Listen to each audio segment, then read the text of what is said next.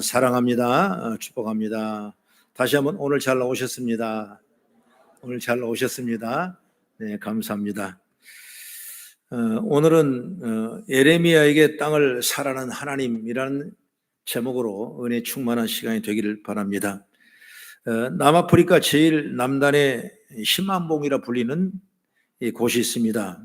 이곳을 처음 발견한 사람은 포르투갈의 항해자 디아스라는 사람인데 1488년에 이곳을 발견하고 그때 유난히 폭풍이 몰아치는 이곳이라 이름을 폭풍의 곳이라 이렇게 명을 했습니다.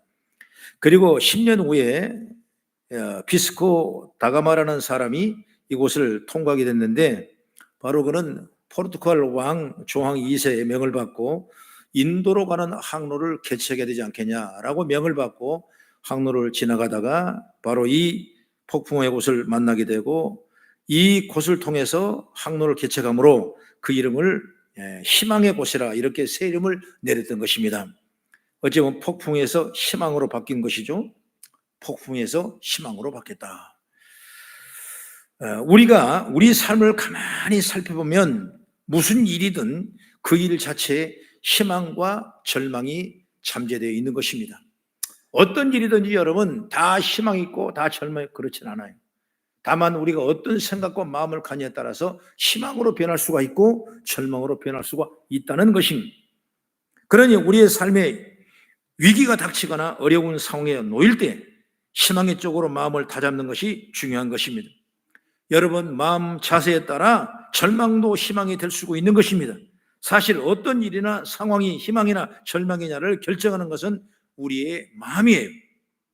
여러분 이 디아스라는 사람은 폭풍이 몰아치는 것을 보고 폭풍의 곳이라고 명을 했고 이 디스코 바가마라는 사람은 그곳을 지나면서 폭풍이 먹고 잔잔한 인도강이 펼쳐지는 인도로 가는 길이 열리는 것을 보고 그는 희망봉이라고 생각했던 걸 보게 되는 것입니다. 이렇게 상황과 조건은 같지만 무엇을 바라보고 무엇을 생각하느냐가 이렇게 달라지는 것입니다. 오늘 본문의 말씀 보면 유대의 마지막 임금 시드기야 왕인데 시드기야 왕 10년 된 때에 예레미야가 하나님의 예언을 받고 유다는 앞으로 바벨론으로 인하여 망하게 되고 우리는 그들의 스스로 포로가 될 것이다 이렇게 예언을 합니다. 당시 2년 동안 바벨론이 예루살렘을 포위하고 있었어요. 그래서 그때는 기근과 전쟁으로 정말 힘들어하는 중이었던 것입니다. 이 예레미야의 예언은 기쁨과 희망이 아니라 슬픔과 저주의 예언이 된 것입니다. 그 때문에 예레미야는 왕의 심기를 불편하겠다라는 죄목으로 말미암아 감옥에 갇히게 됩니다. 그런데 감옥에 있는 예레미야에게 하나님은 사촌의 밭을 사라 말씀했어요. 그리고 정말 사촌이 와서 밭을 사라고 감옥에 와서 얘기를 합니다. 그러자 예레미야는 하나님의 말씀에 순종하면서 밭을 삽니다. 아니 곧 망할 텐데 예레미야도 분명히 이스라엘 백성은 망할 것이다라고 말씀했고 포로가 될 것이라 말씀했는데 그런데 불구하고 밭을 사라니까 밭을 사는 거예요. 여러분 우리가 산다는 건 소망이 있는 겁니다. 판다는 건 여러분 뭔가 절망적인 거죠. 산다는 건 대단한 우리에게 희망인 것입니다. 이런 환경 속에서 예레미야는 희망을 보고 밭을 산 거예요. 왜? 하나님의 말씀이 주였기 때문에. 그러니까 어떤 문제를 우리가 평가할 때 우리 마음의 문제가 달라지는 거예요. 여러분 젖과 꿀이 흐른 땅을 정탐할 때 가데스바네아에 올라갔던 12정탐꾼은 어떻게 그 마음이 똑같은 현장은 똑같은 현장이에요. 다른 데 보는 건 아니에요. 똑같은 그 가데스바네아에서 똑같은 장르 똑같은 가나안을 바라봤지만은 한쪽 부리는 아니다 큰일 났다. 우리를 삼킬 거민의 땅이다. 그는 안악자도 나피는 그들의 후손이기 때문에 우리는 그들을 밥받겠다는데 메뚜기밖에 존재 아니라 이렇게 말씀했어요. 그러나 다르게 한 사람은 아니다. 하나님이 함께 하시면 저들은 우리의 밥이라 그랬습니다. 여러분 이렇게 한 시점을 보고 한 환경을 보고도 마음이 달라질 수 있는 겁니다. 여러분 긍정의 힘이 어디서 나옵니까? 된다는 믿음을 가질 때 힘이 생기는 거예요. 고칠 수 있다는 믿음을 가질 때 힘이 생기는 거예요. 내가 잘 될 것이라는 믿음을 가졌을 때 힘이 생기는 거예요. 그런 축복을 우리 성도가 다 누리셔서 오늘 본문에 주는 말씀을 우리가 잘 읽고 또 설교 말씀을 들으면서 깨달을 수 있는 지혜와 능력이 있기를 주의 이름으로 축복합니다. 그럼 첫째로 중요한 건 뭐냐면 이스라엘을 회복시키겠다는 하나님의 의지가 있는 것입니다. 우리 그걸 잘 알아야 돼요. 바벨론에 의해서 예루살렘이 멸망당하게 될 것이라고 예언한 에레미야는 왕과 모든 사람의 마음을 상하게 죄로 감옥에 갇혔습니다. 에레미야 사촌인 하나멜이 감옥에 있는 에레미야를 찾아와서 밭을 사달라고 그랬습니다. 여러분, 이런 상황 여러분 이해할 수 있겠습니까? 아마도 대부분 거절했을 것입니다. 아니, 나라고 망하고 있는데 포로로 잡혀가는데 나라를 빼앗긴데 밭을 사서 무슨 소용이 있겠냐? 하나님, 이 전정통에 무슨 밭? 차라리 돈이 더 좋은 것이죠. 그러나 이 말씀을 들은 예레미야는 어떻게 했을까? 9절 10절의 말씀 보니까 내 숙부의 아들 하나멜의 아노스에 있는 밭을 사는데 은 17세겔을 달아주되 증서를 써서 봉인하고 그리고 증인을 세우고 은을 저울에 달아주고 이렇게 말합니다. 하나님이 왜 이렇게 하라고 하시는지 이해가 안 되죠. 그러나 16절 이하에 쭉 보면 그때부터 무슨 얘기가 시작되냐. 오늘 읽었던 아까 예배 전에 읽었던 말씀이 쭉 나오는데 그것이 바로 에레미야 기도입니다. 하나님 왜 이래야 됩니까? 왜 이렇게 내가 밭을 사야 됩니까? 사는 이유에 대해서 얘기하는 거예요. 여러분, 우리 인간의 생각으로 하나님 뜻을 몰라요. 그러나 하나님이 원하시면, 하나님의 말씀이 떨어지면 그걸 순종하면 이런 놀라운 위대한 역사가 일어날 줄로 저는 믿습니다. 하나님은 에레미야에게 말합니다. 바벨론 침략과 그로 인한 멸망은 전적으로 이스라엘 타락과 제약으로 말미암는 것이라. 그리고 끝이 아니라 하나님이 그들은 다시 그러나 회복시켜 줄 것이다. 너희의 죄 때문에 나라가 망하는데도 에레미야에게 밭을 사라고 말한 것은 바로 내가 너희에게 베풀 회복과 소망이 미래를 보여주기 위함이라 말씀했어요. 할렐루야. 그래서 밭을 사라는 거예요. 의미가 하나님은 여러분 말씀을 붙잡혀 살면은, 주님을 의지하면은 어떤 환경, 어떤 생활 속에서도 우리를 새로운 희망과 미래를 보여주는 능력의 축복인 줄 믿으시기 바랍니다. 에레미야가 밭을 사는 건 비록 이스라엘의 바벨론 멸망에도 결국 그 백성을 이 땅에 다시 돌아오게 하겠다는 하나님의 예언적 행동이라고 볼 수가 있어요. 그래서 회복의 예언이다. 우리가 가져야 할 신앙은 바로 이것입니다. 때로 우리가 힘들고 어려운 일을 만납니다. 괴로운 일을 만납니다. 내 개인도 여러분 힘들고 어려운 일이 많아요. 괴로운 일이 많아요. 내 힘으로 풀 수 없는 일이 여러분 얼마나 많은지 몰라요. 감당할 수 없는 일들이 얼마나 많은지 몰라요. 그러나 그것을 우리가 매몰된다면 그것으로 실패로 끝날 수밖에 없는 것입니다. 그러나 오늘 에레미야 주신 말씀처럼 우리가 다시 한번 하나님이 그렇지 않다, 그러나 너를 회복할 것이라 라고 믿는다면 우리는 그 믿음으로 나가는 지혜가 열리길 주의 이름으로 축원합니다. 하나님 복 받는 비결이에요. 우리가 잘 되는 비결이에요. 내가 건강한 비결이에요. 내가 부유한 비결이에요. 내가 넉넉한 비결이에요. 여러분, 오직 하나님을 의지하고 나가는 신실한 믿음의 종들이 다 되어지길 저는 주의 이름으로 축원합니다.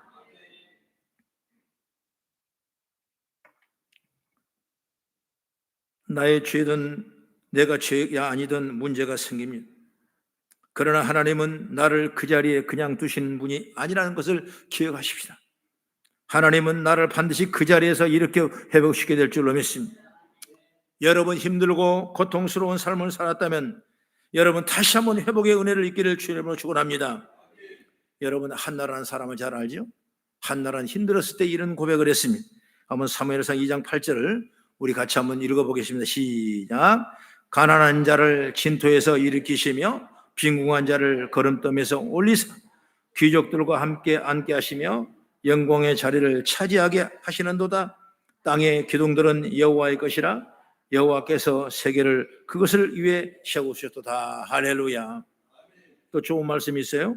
시편 94편 18절 19절 같이 읽겠습니다. 시작. 여호와여 나의 발이 미끄러진다 말할 때에 주의 인자심이 나를 붙드셨사오며 내 속에 근심이 많을 때에 주의 유한이 내 영혼을 즐겁게 하시나이다. 할렐루야. 그렇습니다. 하나님은 우리를 회복시키는 분이니 내가 하나님 붙잡고 있으면 내가 어떤 자리에 있든지 내가 어떤 상황이든지 내가 어떤 환경에 처했든지 하나님은 나를 회복시키는 분을 믿습니다. 그 하나님을 믿고 하나님 바라보고 사는 우리가 되길 주의 이름으로 축원합니다. 두 번째 말합니다. 사람들에게 소망을 주시는 것은 하나님의 뜻이다. 하나님은 절대로 여러분 우리를 절망하게 하는 분이 아닙니다. 우리를 하나님은 넘어지게 할 뿐이 아니에요. 우리를 하나님 없다 할 뿐 아니에요. 우리 하나님이 이렇게 세우고 함께 뛰게 되는 하나님인 줄 믿습니다. 유다가 망하기 직전에 선지자였던 예레미야는 여러모로 사람들에게 관심을 받은 사람이었습니다. 유다의 멸망을 예언했고 거기다가 유다가 앞으로 70년 후에 회복될 것도 예언했던 것입니다. 그렇기 때문에 모든 관심과 집중은 어디가 있냐? 바로 예레미야가 있는 거예요. 지금 예루살렘 성 바깥에 바벨론 군이 진을 치고 있고 그런 예레미야 선지자의 일수족일수록 관심거리 될 수밖에 없는 것입니다. 그런데 여기서 예레미야가 땅을 삽니다. 이 일이 얼마나 사람들의 관심을 생각해 보시기 바랍니다. 예레미야는 심판을 말했지만 회복도 외쳤습니다. 예레미야서 29장 10절 말씀을 같이 보게 되면 시작. 여호와께서 이와 같이 말씀하시니라. 바벨론에서 70년을 차면 내가 너희를 돌보고 나의 선한 말을 너에게 성취하여 너희를 이곳으로 돌아오게 하리라. 회복을 말씀했죠. 다시 돌아올 것이다. 실제로 주전 537년에 이스라엘 1차 해방이 되어서 수룹바벨을 인도로 약 5만 명이 곡으로 돌아옵니다. 이것을 1차 포로 교환이라고 말하고 있어요. 그 기점으로 이 70년 포로기가 나오는데 지금 이 성경이 쓰여질 때 이 배경의 장소의 시간은 사람들이 바벨론으로 끌려간 지가 20년이 지났던 것입니다. 앞으로 회복되려면 1차가 회복되려면 얼마나 기다리냐? 70년이기 때문에 50년이 있어야 되는 거예요. 그러나 해방이 50년 남았다 해도 사람들은 마음에 절망이 가득합니다. 언제 그 세월을 지나가냐? 그게 확실한 거냐? 정말 50년에 우리가 회복될 것인가? 우리가 포로로 다시 돌아올 것인가? 여러분, 이 인내, 기다림 약속, 이건 여러분의 축복의 통로가 된 줄로 저는 믿습니다. 10,000원짜리 적금을 10년 넣는다고 해봐요. 10년, 1년, 2년, 그 채워봐요. 그럼 10년 후에 그 적금이 얼마나 큰 값이겠습니까? 그 어렵다고 중간에 5년 만에 홀랑 찾아버렸습니다. 그러면 아무것도 아니에요. 그런 의미로 본다면 50년 약속 회복을 기다린다는 것은 여러분 그렇게 쉬운 일이 아닌 것입니다. 내가 50년 살 수가 있을까? 앞으로 몇 년 살 수가 있을까? 내가 얼마나 그런데 50년 회복을 기다리고 있다는 그 소망이 어디서 나오냐? 이건 하나님이 주신 능력을 통해 임한 줄 믿으시기 바랍니다.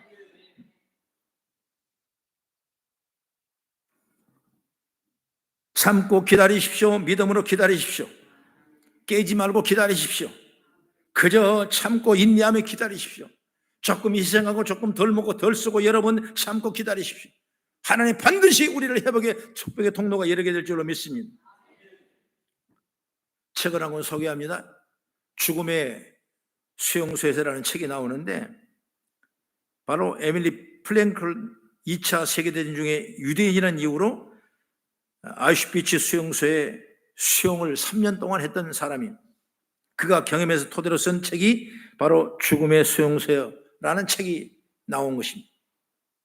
지금 서점이 있습니다. 인터넷 서점에 잘 나와 있고 이렇게 기록되어 있습니다. 제가 몇 가지를 발췌했는데 읽어드릴게요. 1944년 크리스마스 전후와 1945년 신년 연휴 전후에 수용소에 수감되어 있던 유대인들이 갑자기 많이 죽었답니다. 전염병이 돌거나 가스실에 끌려가기 때문에 죽은 것이 아니었습니다. 그들은 크리스마스가 다가오자 이런 마음을 갖고 있었답니다. 이번 크리스마스에는 석방되어 집으로 돌아갈 수 있겠지. 그러나 크리스마스가 지나가도 석방될 기미는 전혀 보이지 않아 마음의 병이 들어버렸습니다. 이번 크리스마스도 강제 수용소에서 지내는구나 하며 절망해버렸습니다. 그리고 그것이 나중에는 목숨까지 잃는 결과를 가져오게 됐다고 합니다. 그런데 안타까운 것은 강제 수용소에 있었던 많은 유대인들이 죽은 지 4개월 후에 전쟁은 끝났습니다.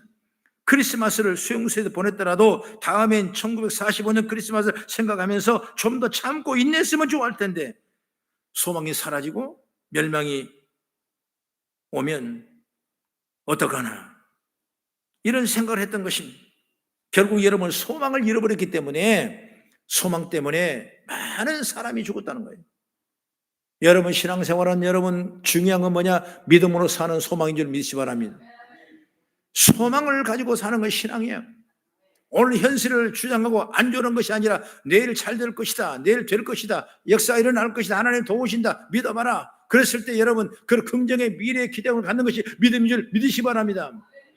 그래서 믿음은 바라는 것들 실상이요 보지 못하는 것들 증거이라고 말씀했어요. 실상을 바라보는 것입니다. 지금은 보이지 않는 것 같지만 그게 나중에 실상으로 증거되는 역사가 바로 믿음이고 소망인 줄 믿으시기 바랍니다. 여러분 돈 잃어버려 소망 잃어버리면 끝나는 거예요. 돈 잃으면 괜찮은 거예요.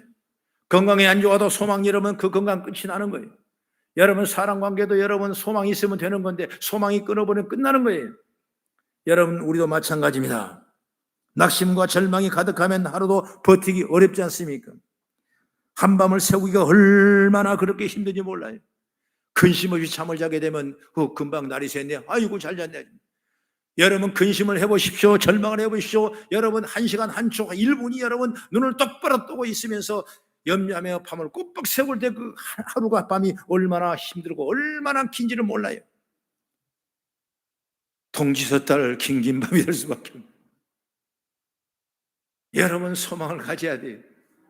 내일 아침 해가 뜰 것이다. 내일 아침 잘 될 것이다. 그러면 내일 아침 해가 안 뜨면 그 다음날 더 잘 뜰 것이다. 더 크게 뜰 것이다. 라는 믿음을 갖고 소망하기를 주의 이름으로 축원합니다. 자녀를 둔 분도 마찬가지예요.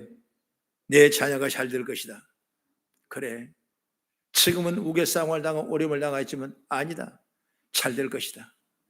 하나님의 자녀인데 하나님의 생명으로 기록된 아이들인데 복받을 것이다. 할렐루야.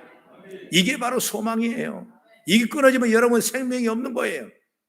주의 복이 우리 성도에게 넘쳐나는 역사가 있기를 축복합니다.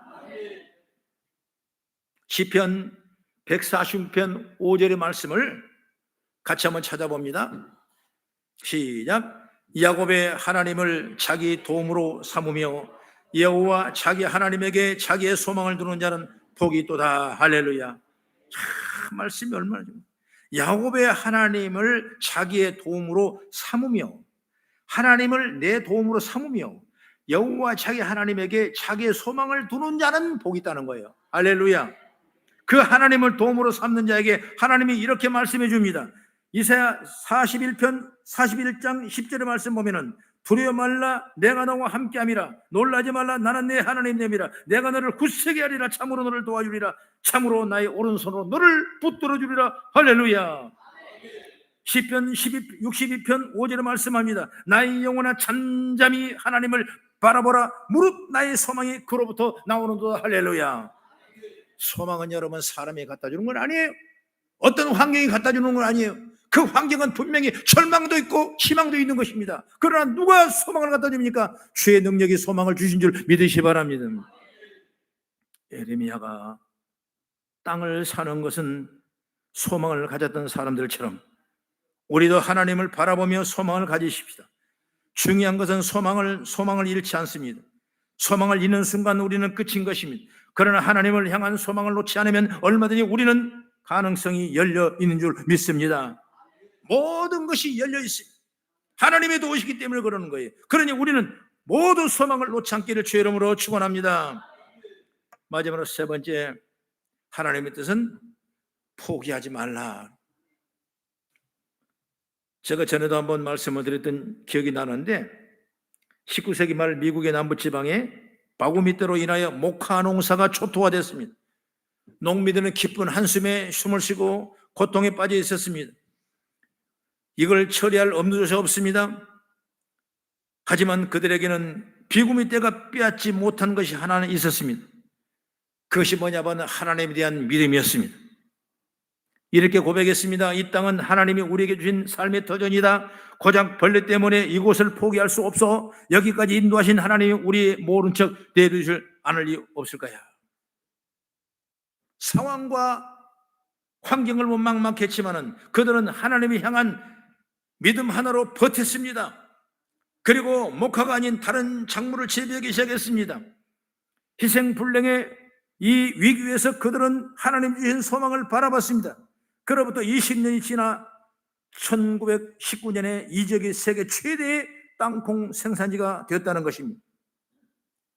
그래서 세계 땅콩 수도라 불립니다. 바로 엘라바마주의 엔터프라이즈라는 말이 있는 것입니다. 위기는 하나님 안에 얼마든지 기회가 될 수가 있습니다. 하나님은 우리의 인생의 모든 것, 세상의 모든 걸 죄로 삼아 선을 이룬 줄 믿습니다. 이 일이 이루어지기 위한 조건은 단 하나입니다. 하나님을 의지하죠. 그분의 뜻 가운데 머무는 것입니다. 내 힘으로 내 힘만큼 뛰어올 수 있습니다. 그러나 나보다 큰 힘을 얻을 때는 하나님의 능력이 필요한 줄 믿으시기 바랍니다. 내가 가진 힘보다 환경과 조건을 생각하고 낙심보다 절망하며 뛰어오르지도 못하는 거죠. 그러나 여러분, 하나님을 의지하면 내 힘으로 불가능한 수준까지 뛰어오르게 된다는 사실을 믿기를 간절히 바랍니다. 에레미야는 절망적인 상황에서 땅을 삽니다. 그는 감옥에 갇혔습니다. 나라는 정말 위기입니다. 자신도 위기고 나라도 위기입니다. 어디를 보아도 길이 보이지 않습니다. 그러나 우리가 하나님을 바라보기 원하는 이때 하나님은 우리를 위해 길을 내실 줄로 믿습니다. 앞에는 홍해바다가 있고 애국 군대가 뒤에 따라오고 빠져나갈 희망이 없을 때 하나님을 의지한 모세는 하나님의 거룩한 능력을 통해서 홍해를 가르고 구원받는 역사가 일어난 줄 믿으시기 바랍니다. 그래서 히브리서 10장 23절에 말합니다. 우리가 믿는 도리의 소망을 움직이지 말며 굳게 잡으라 그랬습니다. 소망을 굳게 잡으라. 우리가 믿는 소망을 굳게 잡으라. 주님 굳게 붙잡으라. 소망을 하나님께 두라. 하나님은 포기하지 않고 소망을 가지고 하나님 바라보는 사람을 위하여 일할 줄 믿습니다. 그냥 오다 가다가 여러분 하나 얻어맞아서 받는 축복이 아니에요.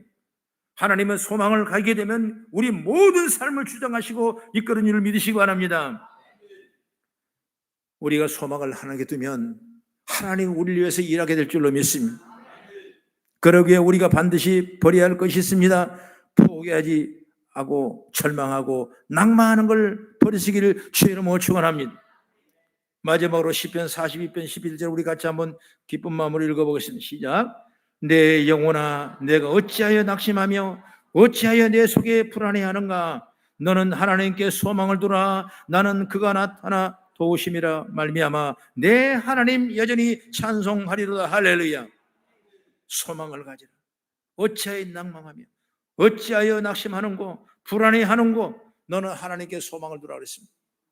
바울과 실라도 마찬가지로 복음을 전하다가 억울한 누명을 쓰고 여러분 감옥에 갇혔습니다. 한밤중이 돼 아무도 찾아오는데 그는 하나님을 찬미하고 기도했더니 공문이 열리고 간수양의 변화된 역사인 줄 믿으시기 바랍니다. 그때 여러분 실망해버리고 절망해버렸다면 아무것도 할 수가 없는 거예요.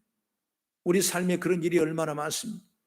여러분 시시때도 그런 일이 우리 삶 속에 얼마나 닥쳐옵니까?